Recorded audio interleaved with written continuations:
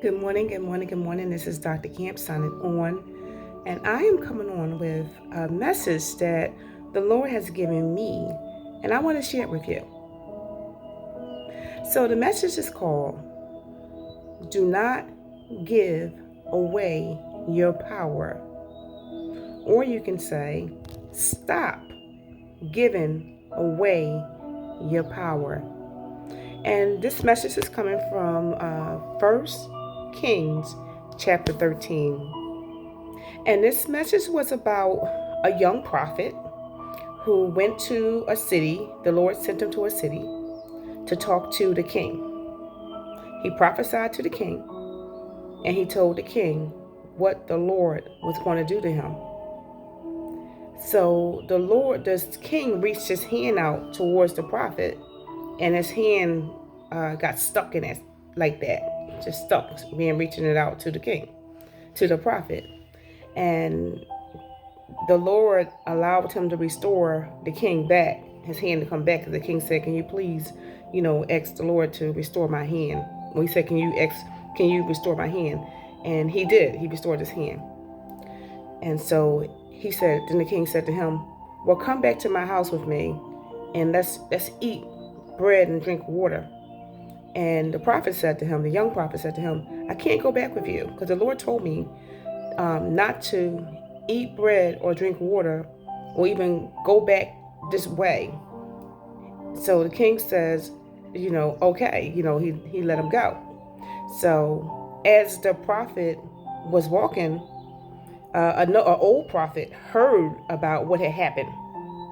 So he got on his donkey and he drove to the location of the prophet, and he said, "Hey, why don't you come back with me, eat bread and drink water?"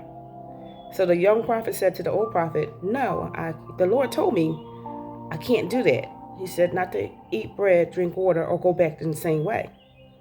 And so the old prophet says, "Yeah, but the Lord but angel came to me from the way of the Lord, and he told me that you can go back with me and eat bread and drink water." So the young prophet listened to the old prophet, and he went back. And then as he sat at the table eating the bread and drinking the water, the old prophet prophesied to the young prophet. And he said, "Because you disobeyed God, your body will not be buried with your fathers." So, and then he saddled the donkey up, and he sent the young prophet on his way. Oh, he said a lion would eat him. Well, a lion would kill him. So the old prophet saddled the young prophet up, and the young prophet leaves. And when he left, a lion came out and killed him and threw his body in the road. But the donkey and the lion stood next to the body. The lion didn't eat the donkey, and the lion didn't eat the man, but they just stood next to the body. So eventually the old prophet came and buried the young prophet. So that's 1 Kings 13. So here's the thing. The young prophet, gave up his authority. He gave his power up to the old prophet because he revered the old prophet more than he did God. So now this part is not in the Bible. This is me. So this is I'm surmising this from the text, and especially I'm tying it into my own life. So the young prophet listened to the old prophet because he probably felt like this prophet had more years on him, more experience than him, and heard God more clearer than him because of longevity. So he yielded his power. He gave his power away to that prophet because he's like, well, he is a man of God. He's a prophet. He's older than me. He knows more than me. So he stopped listening to God and listened to the man. So as a result, he was killed by the lion. And God considered him to be disobedient. So I am on here to say, stop giving away your power. Don't do it. Allow God to be God in your life.